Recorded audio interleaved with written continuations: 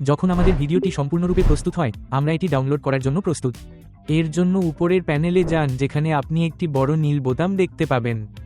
এটিতে ক্লিক করুন। এখানে আপনি বেশ কয়েকটি রফতানি বিকল্প দেখতে পাবেন। আপনি যদি মোবাইল লেআউট ব্যবহার করেন তবে আপনি লোকাল এক্সপোর্ট, ক্লাউড এক্সপোর্ট দেখতে পাবেন। আপনি যদি ডেস্কটপ সংস্করণ ব্যবহার করেন তবে আপনি স্থানীয় রফতানি দেখতে পাবেন। দুই ধরনের রফতানি হওয়ার কারণ হলো লোকাল এক্সপোর্ট আপনার ডিভাইসের রিসোর্স ব্যবহার করে এবং সেগুলোর মাধ্যমে ভিডিওটি রেন্ডার করে।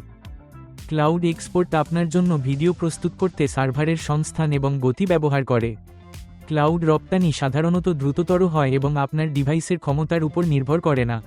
এখন আপনি তিনটি রেজলিউশন বিকল্প দেখতে পাবেন: HD 720p, ফুল HD 1080p এবং 4K রেজলিউশন।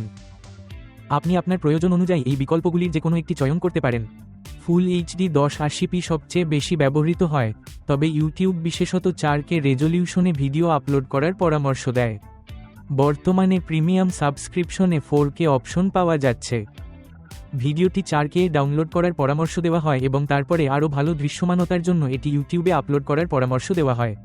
উচ্চতর রেজলিউশন ভিডিওগুলি প্রায়শই আরও ভালো সংকোচন চিকিৎসা এবং আরও ভালো দৃশ্যমানতা পায়। একবার আপনি আপনার রেজলিউশন নির্বাচন করার পরে ডাউনলোডে ক্লিক করুন। রেন্ডারিং প্রক্রিয়া শুরু হবে। রেন্ডারিং সম্পূর্ণ হওয়ার পরে আপনার ভিডিওটি নির্বাচিত রেজলিউশনে ডাউনলোড হবে।